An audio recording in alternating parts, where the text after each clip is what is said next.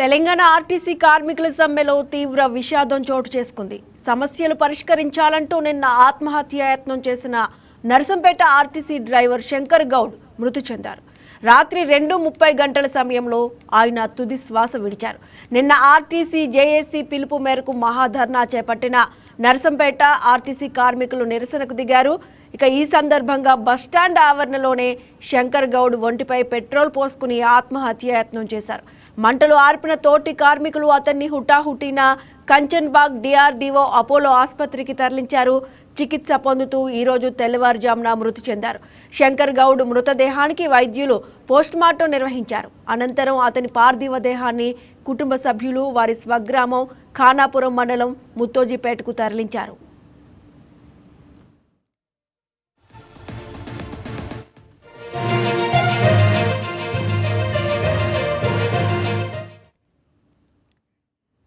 శంకర్ గౌడ్ మృతితో ఇవాళ ఉమ్మడి వరంగల్ జిల్లా బంద్కు ఆర్టీసీ జేఏసీ పిలుపునిచ్చింది.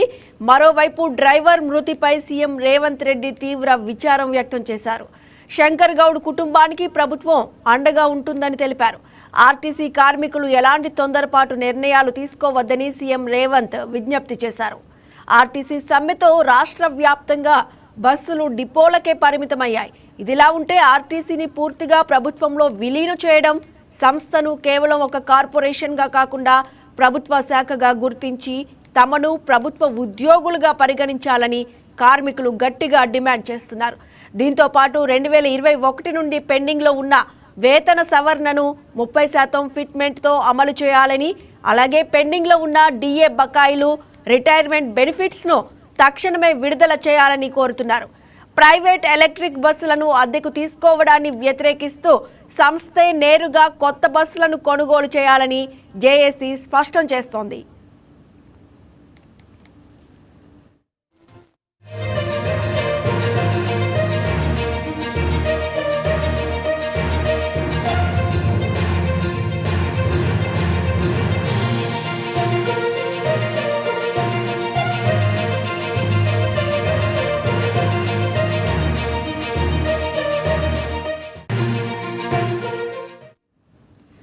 తమ డిమాండ్లు పరిష్కరించే వరకు వెనక్కి తగ్గేది లేదన్న కార్మికులు వారం రోజుల కార్యాచరణ ప్రకటించారు. ఇవాళ అన్ని డిపోల వద్ద మౌన ప్రదర్శనలు చేయనున్నారు. రేపు డిపోల్లో వంట వార్పు కార్యక్రమం చేపట్టనున్నారు. 26న అన్ని జిల్లాలు, రీజియన్లలో కార్మికులతో కవాతు చేపట్టాలని నిర్ణయించారు. 27న ఎమ్మెల్యేలు, ఎమ్మెల్సీలు, ఎంపీలకు వినతి పత్రాలు సమర్పించనున్నారు. 28న అన్ని డిపోల్లో మహిళా ఉద్యోగులతో బతుకమ్మలతో నిరసన తెలపనున్నారు. 29న రాష్ట్ర వ్యాప్తంగా ఉన్న అన్ని బస్ డిపోల ఎదుట అర్ధనగ్న ప్రదర్శనలు చేయనున్నారు. మరోవైపు జేఏసీ నేతలు ఇవాళ అత్యవసరంగా సమావేశం కాబోతున్నారు. ప్రభుత్వం నియమించిన మంత్రుల కమిటీ, ఉన్నతాధికారుల కమిటీ ఇవాళ చర్చలకు పిలిచిన నేపథ్యంలో వారు తీసుకోబోయే నిర్ణయంపై సర్వత్రా ఆసక్తి నెలకొంది. గత కొన్ని రోజులుగా ప్రభుత్వం చర్చలకు పిలుస్తున్నా సరైన హామీ లేనిదే వెనక్కి తగ్గకూడదని జేఏసీ భావిస్తోంది. ఇవాళ మంత్రుల బృందంతో భేటీ కావాలా వద్దా అన్న అంశంపై కూడా నేటి సమావేశంలో తుది నిర్ణయం తీసుకోనున్నారు. సమస్యలను సామరస్యంగా పరిష్కరించుకుందామని సమ్మను విరమించాలని ప్రభుత్వం కోరుతోంది. జేఏసీ నేతలు చర్చలకు వెళ్లారా లేదా అన్నది ఉత్కంఠగా మారింది. సమ్మె విరమణ దిశగా అడుగులు పడతాయా లేక ఉద్యమం మరింత ఉధృతం అవుతుందా అనేది మరి కాసేపట్లో తేలనుంది.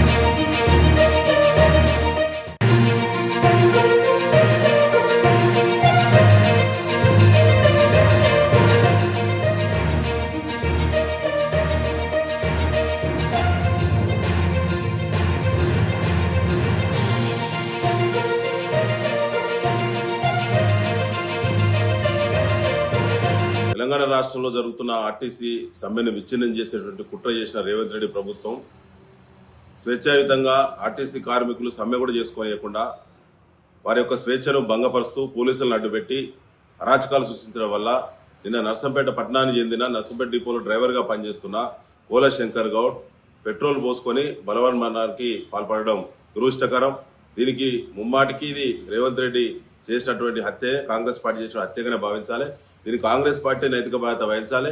దీనికి కాంగ్రెస్ మంత్రులు, అధికార పార్టీ ఎమ్మెల్యేలు దీనికి బాధ్యత వహించాలని చెప్పి డిమాండ్ చేస్తా ఉన్నాం.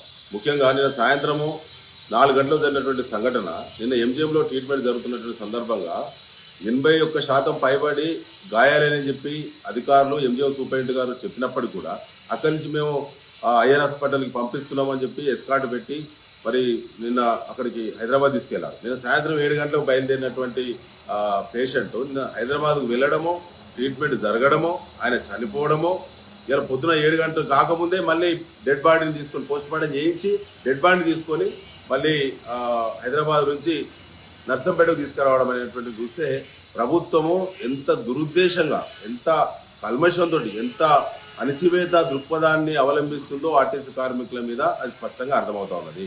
జిల్లా జేఏసీ, ఆర్టీసీ జేఏసీ నాయకులు కనీస నివాళులు కూడా అర్పించకుండా, వారికి అవకాశం ఇవ్వకుండా ఎక్కడెక్కడ కట్టడి చేసి దొంగదారుల గుండా డెడ్ బాడీ తీసుకొచ్చి నర్సంపేటలో రీచ్ అయ్యే విధంగా 5 ఎస్కార్ట్ వెహికల్స్ పెట్టి ఎస్పీ స్థాయి అధికారిని ఎస్కార్ట్కు ఇన్ఛార్జిని పెట్టి తీసుకొచ్చే పరిస్థితి వచ్చింది.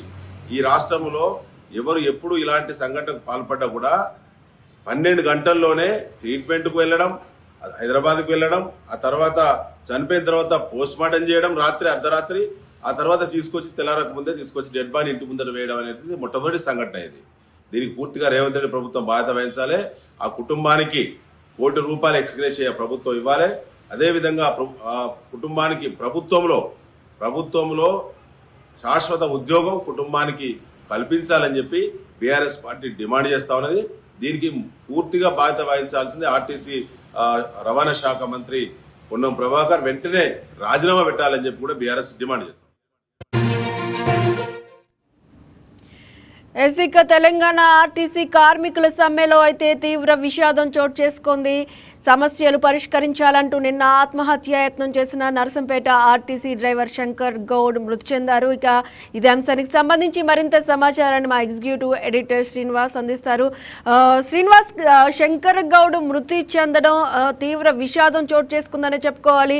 అసలు ఇవాళ శంకర్ గౌడ్ మృతికి సంబంధించి కూడా ఇవాళ ఉమ్మడి వరంగల్ జిల్లా బంద్కు కూడా ఆర్టీసీ జేఏసీ పిలుపునిచ్చింది. అసలు దీనికి సంబంధించిన అప్డేట్స్ ఏంటి?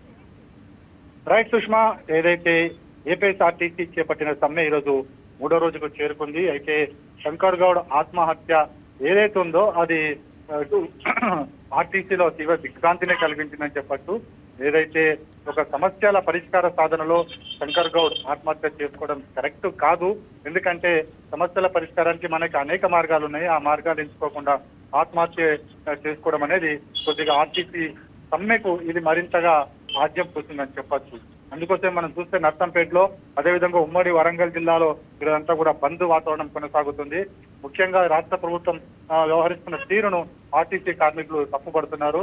ఏదైతే ఒకవైపు సమ్మె చేస్తుండగా ఏదైతే ప్రజలు ఇబ్బందులు పడుతున్నారని తెలిసి కూడా ప్రభుత్వం దిగి రాకపోవడము, అదేవిధంగా ఈ అణచివేత ధోరణి ఏదైతే ఉందో దీనికి సంబంధించి కార్మిక సంఘాలు, జేఏసీ నేతలు కూడా తీవ్ర స్థాయిలో వ్యతిరేకత వ్యక్తం చేస్తున్న పరిస్థితి అయితే మనకు కనిపిస్తుంది. అయితే ఒకసారి మనం చూసుకుంటే కనుక ఓవరాల్ గా మనకి రాష్ట్ర వ్యాప్తంగా ఏదైతే ఇప్పటికీ కూడా బస్సులు రోడ్డెక్కలేని పరిస్థితి కనిపిస్తుంది.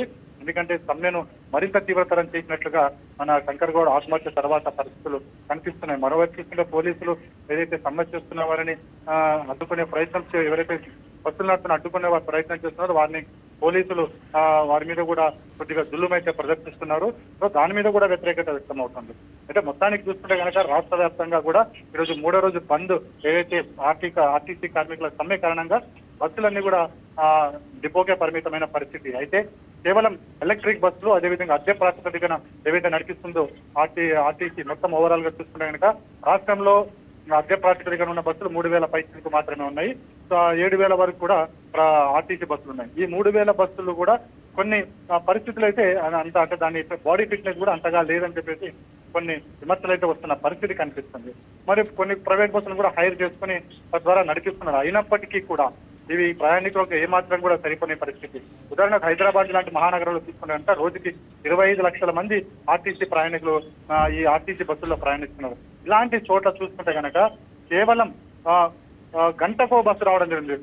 మనకి సమ్మెకు ముందు చూసుకుంటే కనుక 5 నిమిషాలకో బస్సు, నిమిషానికో బస్సు ప్రతి ఏరియాలో కూడా వచ్చే కనిపించేది. కానీ ఇప్పుడు చూసుకుంటే కనుక కేవలం గంటకో బస్సు వస్తుంది. ఆ బస్సు కూడా మొత్తం కిక్కిరిసిన పరిస్థితి. సో ఈ గంటకో బస్సు నడపడం, అది కూడా ఎలక్ట్రికల్ బస్సులు రావడం వల్ల పరిస్థితి అయితే మరింత ఘోరంగా ఉందని చెప్పొచ్చు. మరోవైపు చూసుకుంటే కనుక కాంట్రాక్ట్ గా డ్రైవర్లను అపాయింట్ చేయడం ద్వారా ప్రభుత్వం మరో పెద్ద తప్పిదమే చేస్తుందని చెప్పొచ్చు. ఎందుకంటే ఈ కాంట్రాక్ట్ డ్రైవర్లు ఎవరైతే ఉన్నారో వాళ్ళకి సరైన శిక్షణ అనేది లేదు. ఎందుకంటే ఆర్టీసీ డ్రైవర్లు ఎవరైతే ఉన్నారో వాళ్ళకి వాళ్ళు ఆ డ్రైవర్ గా అపాయింట్ అయ్యే ముందు 6 నెలల పాటు ఆర్టీసీ బస్సు మీద పూర్తిగా ట్రైనింగ్ ఇచ్చి ఆ తర్వాత మాత్రమే అపాయింట్ చేస్తారు. కానీ ఎవరైతే తాత్కాలికంగా ఇప్పుడున్న పరిస్థితులను అధిగమించేందుకు ప్రభుత్వం ఏదైతే నియామకం చేపట్టిందో, ఈ నియామకం వల్ల డ్రైవర్లకు సరైన శిక్షణ లేకుండా వాళ్ళు కూడా ప్రమాదాలకు కారణమవుతున్నారు అని మనకి స్పష్టంగా తెలుస్తుంది. సో దీన్ని కూడా ఆర్టీసీ సంఘాలు వ్యతిరేకిస్తున్నాయి. ఏ విధమైన శిక్షణ లేకుండా అలాంటి డ్రైవర్లను దింపడం వల్ల ఇటు ప్రయాణికుల ప్రాణానికి ప్రమాదం వాటిల్లే అవకాశం ఉంది. అదేవిధంగా రోడ్డు మీద వెళ్తున్న ప్రజలకు కూడా ప్రమాదం వాటిల్లే అవకాశం ఉంది. ఇలాంటి వాటిని కార్మిక సంఘాలు వ్యతిరేకిస్తున్నాయి, అభ్యంతరం కూడా వ్యక్తం చేస్తున్నాయి. మరోవైపు చూస్తుంటే కనుక ముఖ్యమంత్రి రేవంత్ రెడ్డి ఈ ఆర్టీసీ కార్మిక సమ్మెకు సంబంధించి నిన్న కేబినెట్ లో తీవ్రంగా చర్చ అయితే జరిపారు. ఈ సమ్మెను విరమింపజేసేందుకు ప్రభుత్వం కృత నిశ్చయంతో ఉందని చెప్పేసి ఒక మెసేజ్ కూడా పంపించడం జరిగింది. ఏదైతే ఆర్టీసీ కార్మికులను ప్రభుత్వంలో విలీనం చేయాలన్న ఏదైతే డిమాండ్ ఉందో ఆ డిమాండ్ కి సంబంధించి న్యాయపరమైన చిక్కులన్నింటినీ కూడా తాము చూస్తున్నామని చెప్పేసి ముఖ్యమంత్రి కావచ్చు, ప్రభుత్వం కావచ్చు చెబుతుంది. ఇక మరోవైపు చూసుకుంటే కనుక పొన్నం ప్రభాకర్ ఆర్టీసీకి సంబంధించి పొన్నం ప్రభాకర్ కూడా దీని రంగంలో దిగినప్పటికీ కూడా ఇంకా సమస్య సద్దు మణిగేలా కనిపించడం లేదు. ఎందుకంటే శంకర్ గౌడ్ ఆత్మహత్యతోని ఈ సమ్మె మరింత ఉధృత రూపం దాల్చిందని చెప్పొచ్చు. ఈ రోజు నర్సంపేటలో ఏదైతే శంకర్ గౌడ్ అంత్యక్రియల కార్యక్రమం ఉందో ఆ కార్యక్రమానికి మొత్తం జేఏసీ నాయకులందరూ హాజరవుతున్నారు. మరోవైపు చూసుకుంటే కనుక ఇది పూర్తిగా రాజకీయ రంగు పులుముకుందని చెప్పొచ్చు. ఎందుకంటే కేంద్ర మంత్రి బీజేపీ నేత బండి సంజయ్ కూడా ఈ అంత్యక్రియల కార్యక్రమానికి హాజరు కాబోతున్నారు. బీఆర్ఎస్ నేతలు హాజరు కాబోతున్నారు. మరోవైపు చూసుకుంటే కనుక ఇతర పార్టీలు హాజరు కాబోతున్నాయి. మొత్తానికి చూసుకుంటే కనుక ఏదైతే శంకర్ గౌడ్ ఆత్మహత్య తర్వాత ఆర్టీసీ సమ్మె కాస్త రాజకీయ రంగు కూడా పులుముకుందని చెప్పొచ్చు. అయితే ఏదేమైనప్పటికీ కూడా ఈ రోజు సమ్మెకు సంబంధించి రాష్ట్ర ప్రభుత్వం ఏం చర్యలు తీసుకోబోతుందని కూడా చూడాల్సిన అవసరం ఉంది. ఇప్పటికే ఆయా కార్మిక సంఘాలతోని ఆర్టీసీ యాజమాన్యం చర్చలకు మరోసారి పిలుపునివ్వడం జరిగింది. అయితే ఇప్పుడున్న పరిస్థితుల నేపథ్యంలో శంకర్ గౌడ్ అంత్యక్రియల తర్వాతనే ఈ చర్చల పునరుద్ధరణ అనేది కొనసాగుతుందని చెప్పేసి మనకున్న సమాచారం. అయితే ఇప్పుడు ఏ సమస్యల మీద ప్రభుత్వం దిగి వస్తుంది, ఏ సమస్యలకు సంబంధించి పరిష్కారాలు తీసుకుందని చూడాల్సిన అవసరం ఉంది. ఎందుకంటే కార్మికులు చెప్తున్న 31 డిమాండ్లలో 28 డిమాండ్లు ఆటోమేటిక్ గా పరిష్కారం అయిపోతాయని చెప్పేసి ప్రభుత్వం చెప్తుంది. ఆ 28 డిమాండ్లు ఏంటి, మిగిలిన 3 డిమాండ్లు ఏంటి అన్న దాని మీద కూలంకషంగా చర్చ జరపాలి. ఆ విషయాలన్నింటినీ కూడా ప్రజలకు వెల్లడించాలన్నది జేఏసీ చేస్తున్న డిమాండ్. అయితే ఇవన్నింటినీ కూడా చూసుకున్న తర్వాత రాష్ట్ర ప్రభుత్వం ఏ తరహా నిర్ణయాలు తీసుకుంటుంది, చర్చల్లో ఎవరెవరు పాల్గొంటారు, ఏ సంఘాలకు ఇక్కడ పిలుపునిచ్చడం జరిగింది, అదేవిధంగా ప్రభుత్వం ఏ సమస్యలకు సంబంధించి పరిష్కారం చూపబోతుంది అనేది మనకి ఈ రోజు మాత్రం ఎట్టి పరిస్థితుల్లో కూడా వచ్చే అవకాశాలు లేదు. ఎందుకంటే శంకర్ కూడా అంత్యక్రియల తర్వాతే ఏదైనా నిర్ణయాలు వచ్చి వెలువడే అవకాశం ఉంది. ఎస్, అలాగే తమ డిమాండ్లు పరిష్కరించే వరకు కూడా వెనక్కి తగ్గేది లేదని కార్మికులు కూడా వారం రోజులు కార్యాచరణ ప్రకటించారు. మరి ఈ నేపథ్యంలో చూసుకున్నట్లయితే కూడా 26న అన్ని జిల్లాలు రీజన్లలో కార్మికులతో కవాతు ఇలాంటి కార్యక్రమాలు కూడా వాళ్ళు ఆల్రెడీ కార్యాచరణని ప్రకటించారు. దీనికి సంబంధించి ప్రభుత్వం ఏ నిర్ణయం తీసుకునే అవకాశం ఉంది, దీన్ని వెనక్కి తగ్గే అవకాశం ఉందా, ఎలా ముందుకు వెళ్తున్నారు? ఇక్కడ మనం చూడాల్సిన అవసరం ఉంది. ఏంటంటే ఆర్టీసీ కార్మికులు గతంలో తెలంగాణ ఉద్యమం సమయంలో కూడా చాలా చురుకుగా పార్టిసిపేట్ చేసిన విషయాలు మనం చూసాం. అయితే ఇప్పుడున్న పరిస్థితుల్లో ఆర్టీసీ సమ్మెలో కూడా అలాంటి కార్యాచరణ తీసుకురావాలన్నది ఇప్పుడు ఆర్టీసీ కార్మిక సంఘాలు భావిస్తున్నట్టు మనకి వారు ఇచ్చిన కార్యాచరణ బట్టి చూస్తే తెలుస్తుంది. వారం రోజుల పాటు ఈ కార్యాచరణ ప్రకటించారు. ప్రభుత్వం దిగి వచ్చేంత వరకు కూడా తాము వెనక్కి తగ్గేది లేదన్నారు. ముఖ్యంగా ఏదైతే ఆయా డిపోల ముందు కవాతు నిర్వహిస్తాము, అదేవిధంగా వంట రోడ్ల మీదనే డిపోల ఎదురుగా రోడ్ల మీదనే వంట వార్పు కార్యక్రమాలు చేపడతాం, మానవహారం ఆర్టీసీ కార్మికులతో మానవహారం చేపడతాం అనే కార్యాచరణ ప్రకటించడం జరిగిందో ఇదంతా కూడా తెలంగాణ ఉద్యమాన్ని చేసుకుని ఆనాడు ఏవైతే ఆ ఉద్యమ స్వరూపంలో తీసుకొచ్చిన ఏవైతే అంశాలు ఏవైతున్నాయో అవే అంశాలను ఇక్కడ కూడా తీసుకురావడం జరుగుతుంది. అయితే మొత్తానికైతే ప్రభుత్వం తమ డిమాండ్లపై దిగి వచ్చేంత వరకు కూడా వెనక్కి తగ్గేది లేదని చెప్పేసి ఒకవైపు కార్మిక సంఘాలు చెప్తున్నప్పటికీ కూడా ఎక్కడో అక్కడ బ్రేక్ పడాల్సిందే. అంటే అటు కార్మికులన్నా తగ్గి రావాలి లేదా ప్రభుత్వం అన్నా తగ్గి రావాలి. లేకపోతే ఇది గతంలో మాదిరి ఎప్పుడైతే ఉమ్మడి ఆంధ్రప్రదేశ్ లో దాదాపుగా 40-45 రోజుల పాటు నిరవధిక సమ్మె జరిగింది. అలాంటి సమ్మెకు ముందుకు రాకుండా ప్రభుత్వమే దిగి రావాలి లేదా కార్మిక సంఘాలన్నా దిగి వచ్చి ఒక మెట్టు దిగి వచ్చి సమ్మెకు పులి స్టాప్ పెడితే గనక ముఖ్యంగా ప్రజలు కాస్త విసులుబాటు పడతారు. ఎందుకంటే ముందే సమ్మర్ సీజన్, అందరూ ఉద్యోగాలకు వెళ్లే టైమింగ్ లో ఈ బస్సులు లేకపోవడం అనేది చాలా ఇబ్బందికర పరిణామంగానే మనం చూడాలి. ఎందుకంటే ఇలాంటి వాటిని చూసుకునే ఇప్పుడు ఆటో వాళ్ళలు కావచ్చు, లేకపోతే ప్రైవేటు కార్లు కావచ్చు, ప్రైవేటు వాహనాలు కావచ్చు, వాళ్ళంతా కూడా ప్రయాణికుల నుంచి ఎక్కువ మొత్తంలో గుంజుతున్న పరిస్థితి కూడా కనిపిస్తుంది. సో ప్రభుత్వమా లేదా ఆర్టీసీ కార్మిక సంఘాల ఏదో ఒక నిర్ణయం తీసుకుని ఈ సమ్మెను విరమింపజేసే దిశలో అడుగులు వేయాల్సిందిగా కూడా ప్రజలు కోరుతున్నారు. Right, thank you Srinivas.